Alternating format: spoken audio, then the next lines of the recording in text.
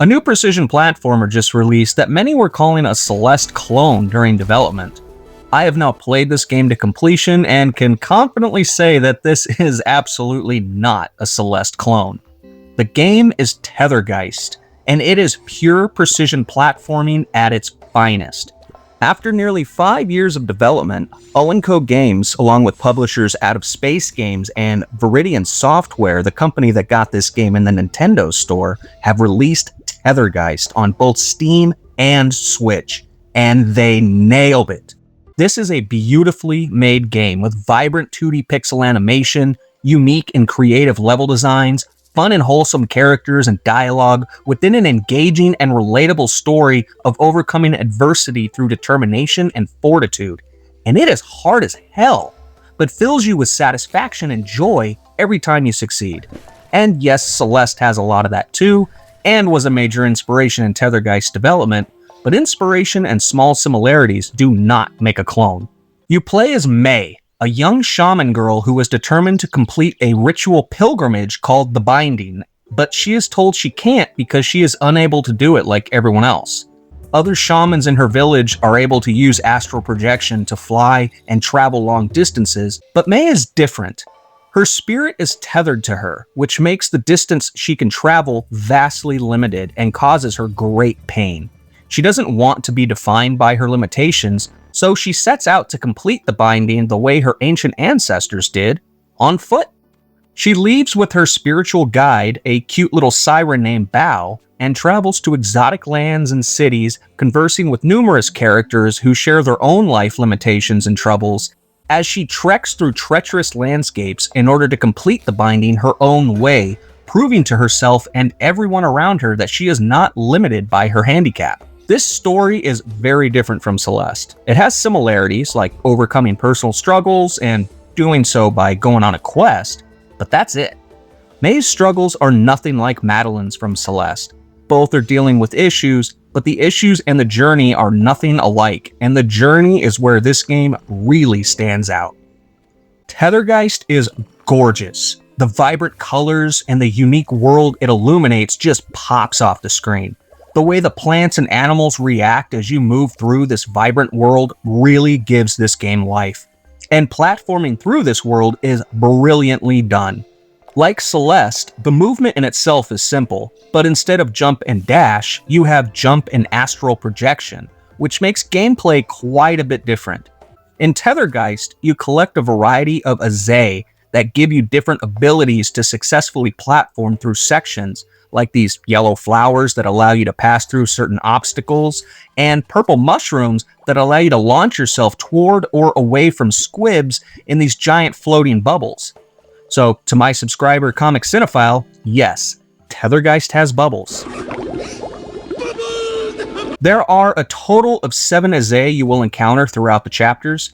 You are able to hold different Azay at the same time, but they are used in the order you pick them up, so progressing through certain sections can take a bit of planning, as picking the wrong order will have you failing the section quickly.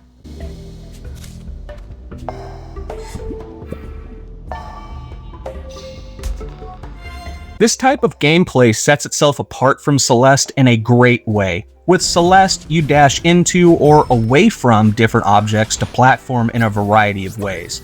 In TetherGeist, you collect the different Azay that give you multiple abilities for your tethered spirit to platform in a variety of ways.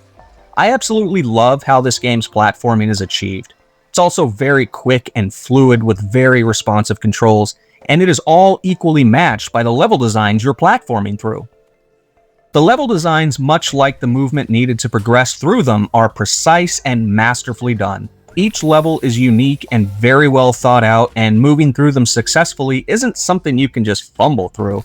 All obstacles and Azay presented are done in a way that leaves little room for error or improvisation, which at first can feel a little daunting, but as soon as you learn these abilities, it becomes almost intuitive. When a new Azay is presented, previous ones you learned are still used in conjunction with the new one, so you not only learn how to use it by itself, but learn how to combine these abilities to successfully platform through longer, more difficult sections, and the more you use them, the easier it becomes to quickly plan out and execute these sections. But learning the abilities isn't the only thing you have to worry about. As you use the astral projection, your character goes into a meditative state in which she slowly floats down as you position her spirit. If you take too long to execute your move, or you position her in a bad spot, you will fail. Not only do you have to learn the different abilities, but being aware of May's positioning as she floats down is just as important and definitely adds to the difficulty. At first it does feel like a lot to pay attention to, but within a couple of chapters it will start to feel like second nature, though that doesn't mean this game gets any easier. Much like Celeste, this game is quite difficult, and this might be a hot take, but I personally found TetherGeist to be a little more difficult than Celeste's base game. Some sections felt like I was playing a Celeste B-side. You will die a lot, like a lot. Upon game completion, I had 2,451 deaths in total. There are plenty of checkpoints in between sections, and failure brings you immediately back to your latest checkpoint, so you can try and try again. Though I died many times in these sections, it never felt like I couldn't do it. This game doesn't hold your hand, but it always felt like it wanted me to succeed. You can do it! It didn't matter if I died a few times, or a few dozen times on a single section. I was as determined as May to get through it, and when I did, it felt great. This is a pure precision platformer, so the difficulty only comes from the platforming. The game has zero combat, and there are only a couple of enemy types and bosses who you won't even encounter until the last few levels, and you just platform away from them like in Celeste with Battlein and that hotel guy. The focus is on the platforming, and I absolutely love it. Another thing I love in this game is the music. Composed by one of the game developers, Jordan Odison, I hope I pronounced that correctly, the music fits this game very well. It starts off light and fun,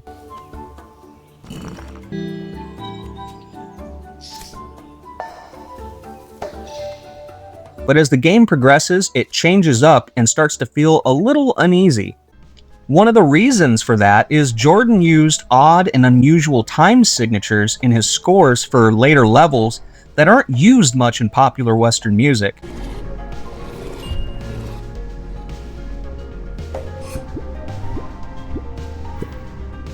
It can feel almost unnatural, uneasy, and offbeat, which really sets the tone for the unusual places May finds herself in later chapters.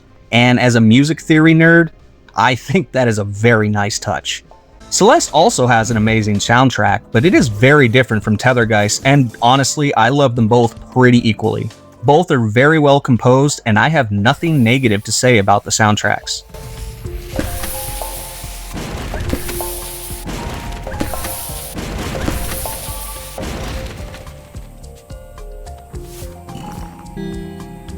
TetherGeist is a fantastic game that really sets itself apart from other precision platformers like Celeste, and I feel it should be placed right up there with the best of the genre. If you love difficult precision platformers, absolutely give this game a shot. You will not be disappointed.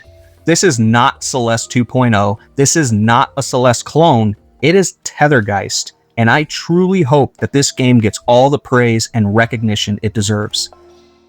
I thank you all for watching today. Take care, everybody.